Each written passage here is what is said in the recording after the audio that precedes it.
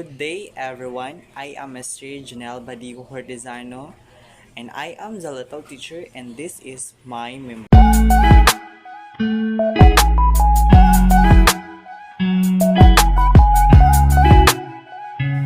Our task for today is discussing what is the meaning concept of historical views and child development. Here is the learning outcomes. After studying these modules, you are expected to define of human development of the terms related of study of the child and adolescent. 2. Recognize the role played of the early practice of understanding children and determine the different approaches of understanding human development. 3. Experience to get a glimpse of your personal journey as a child and adolescent and understand yourself to better as an individual. Introduction. And every child who was born under no matter what circumstances and of no matter what parents and potentially of the human race is born again. Based on James Agee, American writer on 20th century, child development is about a rhyme and a meaning of children's lives, about turning mastery and to understand and about weaving together with a portrait of who each of us or what is and what will be. Good morning, everyone. I am Raina Haruddin, BTBTED FSM 1K, and I am reporting Historical Views of Childhood. Afternoon, everyone. Historical Views of Childhood as influential philosopher views portray children in terms of original sense, tauba rasa, and innate goodness. The perception of childhood rests as highly eventful and a unique period of life that lays the foundation for the adult years. Meaning, it is to understand the children and adolescents depends on the fact that approach our understanding through identifying which skills they master and how they confront new life tasks.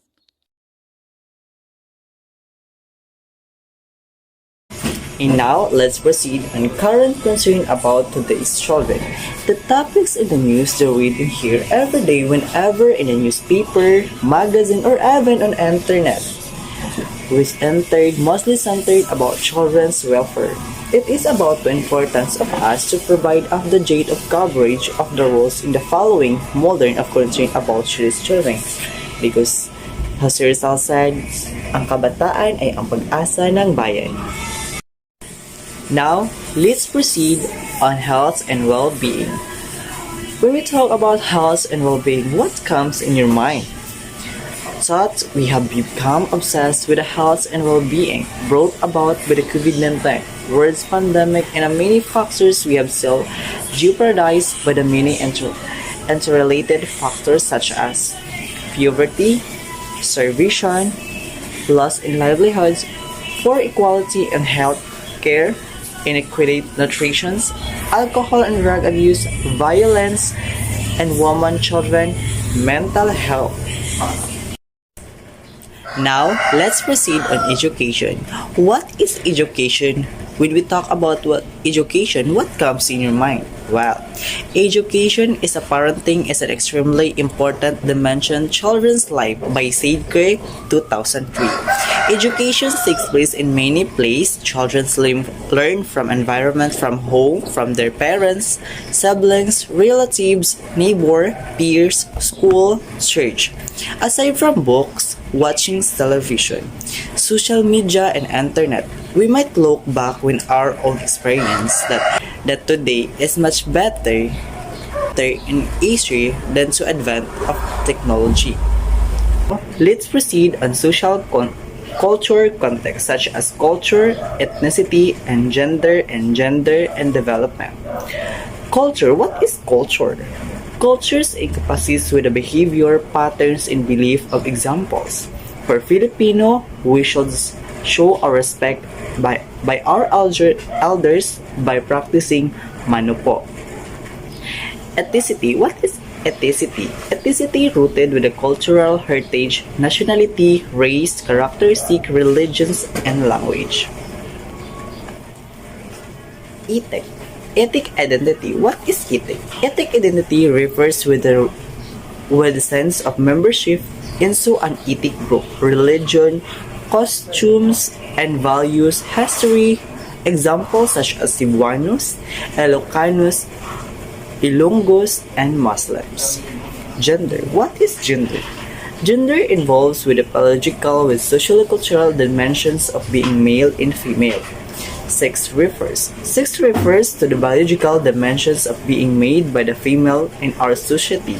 Today has a changing views with the attitudes about gender sensitivity.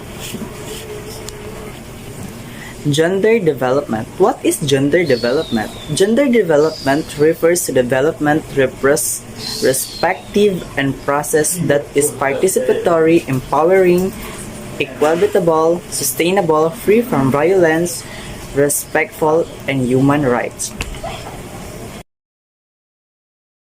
Good day, Coach Jay Martinez. Good day, classmate. My name is Taiba Amilusin, and my role is I am going to talk about developmental process and period of development. Period. Developmental process are series of biological change associated with information transfer, growth, and differentiation during the life cycle of organism. There are three processes of development. 1. Biological, 2. Cognitive, and 3. Socio-emotional processes.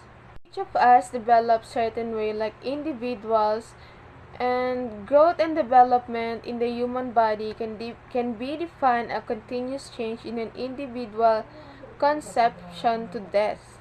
Human development is a lifelong process of physical, behavioral, cognitive, and emotional growth and change. In the early stage of life, from babyhood to childhood to adolescence and adolescence to adulthood, enormous change take place. Biological processes produce change in an individual's body. Genes are inherited from the parents. It's a development of the brain. For example, the hormonal change or puberty is an example of biological processes, or like gaining weight, change in motor skills, and cardiovascular decline are all examples of biological processes. And cognitive processes refers to how person perceive, think, and gain understanding of his or her world through the interaction of genetic and learned factors. Among the areas of cognitive development are information processing, intelligence, reasoning, language development, and memory. For example, creating a sentence or memorize a song, solving a math problem, or answering a question are all related to cognitive processes. Socio-emotional involve change in an individual's relationship with other people, change in personal and emotions. Example of socio-emotional processes is when a child interact with people. It includes the child experience, expression, and management of emotions, and the ability to establish positive, rewarding relationship with others. Child development incorporates physical growth as well as intellectual, language, emotional, and social development. While these aspects are often considered separately, but in reality, each influence all of the others. For example, as the brain develops physically, so intellectual abilities increases also. And development involves growth, maintenance, and regulation, also being the period of development. Development is commonly described in terms of period, and the most classification of development periods involve the following sequence: prenatal development, infancy, toddlerhood, early childhood, middle childhood, adolescence, early adulthood, middle adulthood, late adulthood, and lastly, death and dying. Prenatal development, also called antenatal development in human, the process encompassing the period from the formation of an embryo through development of a fetus to birth or parturition. Infancy and toddlerhood. Infant and toddler development, the physical, emotional, behavioral, and mental growth of children from age 0 to 36 months. Different milestone characterize each stage of infant 0 to 12 month and toddler 12 to 36 months development. Early childhood is 2 to 6 years old. It is a critical period in the development of the human potential because it is the period of development initiative. It is also referred to as preschooler age. Middle childhood usually defined as age 6 to 12. It is a time when children develop foundation skills or building healthy social relationship and learn roles that will prepare them for adulthood. Adolescence is the development transition to adulthood that include rapid change in the brain and the body. Puberty, yes, often at the different rate, and it is a time for healthy explosion or identity and learning experience. It can also be stressful or challenging for teens because of these rapid changes. Early Early adulthood is a period of rapid personal development when individuals experience major life transition. For example, like leaving the parental home, leaving education, beginning employment, cohabitation, and parenthood, or being independent. Middle adulthood. From development perspective, middle adulthood or midlife refers to the period of lifespan between young adulthood and old age. This period lasts from 20 to 40 years depending how this stage, age, and tasks are culturally defined. Adulthood. Late adulthood spans the time when we reach our mid-60s until death. This is the longest developmental stage across the lifespan. And the last one is death or dying. Hi everyone, my name is Ibrahim Farhana, Pitipitid FSM Section 1K. I am reporting development issues. Development issue. Most important in the study of children development includes the role of the nature, continuity versus discontinuity, and early development. Let's proceed to the topic of nature versus nurture. Nature versus nurture, it involves a debate whether Nature refers to an individual biological inheritance and the nurture refers to its environmental experiences. The range of environmental can be vast, but the nature approach argues that a genetic blueprint procedures more commonalities in growth and development. And now, let's proceed to the next topic, continuity versus discontinuity issue. It focuses extent to which development involves gradual cumulative change. Continuity and distinct stages of discontinuity. Puberty is seen as an abrupt, discontinuous event and a gradual process occurring over the year. And now, let's proceed to the last part, early and later experience.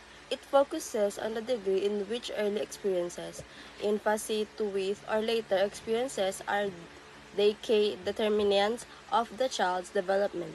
This issue has a long story. As a future educator, understanding human development is very important for many reasons.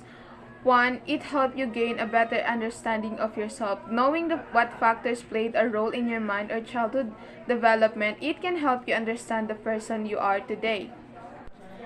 Learning human development can also help you to better understand your own children, whether you are currently a parent or planning to become one. Knowing the psychology behind your child growth can be greatly beneficial. You will gain a better understanding of how to interact with children. Studying human development will also give you a better appreciation of your own development throughout life, and you will gain ability to decipher between what is normal and what is not. Something that can come in hand in a several situation. That's why it is very important to study human development.